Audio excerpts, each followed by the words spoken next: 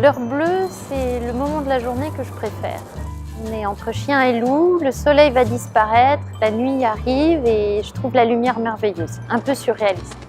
Dans l'installation, on a mis l'accent sur les reflets bleus, les feuilles sont en métal et la lumière scintille à l'intérieur. C'est un passage entre deux états. On est souvent différents la journée au boulot et le soir chez nos amis. Même en fin de journée, souvent on a un contre-coup, on se relâche, on est bien. C'est un moment que j'aime bien. C'est une autre vie qui commence.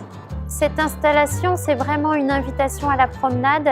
Vous pouvez commencer par l'alcôve végétale. C'est l'occasion de faire une photo de famille, une photo entre copains. C'est vraiment comme un photocall. C'est une alcôve qu'on doit s'approprier, rentrer à l'intérieur, s'immerger.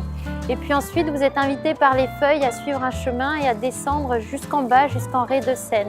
Et là, vous découvrez ce rideau de feuilles scintillant de bleu. Et là, normalement, vous êtes transformé.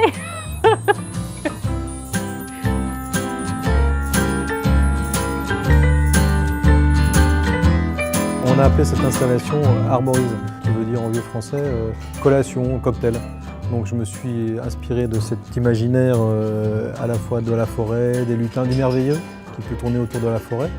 L'installation elle-même, la structure est une espèce de forêt symbolisée avec un sous-bois un peu coloré, merveilleux, et puis des lutins qui s'activent au sein de cette forêt. Là, on va s'amuser à venir parfumer et colorer la vaisselle. Donc l'idée, c'est d'avoir une soupe en termes de couleur qui soit assez neutre, blanche, qui est une soupe de fenouil et agrumes. Donc on est encore sur des notes hivernales, et qu'on va venir poser dans ces bols colorés. Et par le jeu de ces petits vilebrequins, venir colorer la soupe et faire former une auréole, un dégradé. Donc il y a un mélange entre contenant et contenu, et un travail sur cette la porosité entre le contenant et le contenu.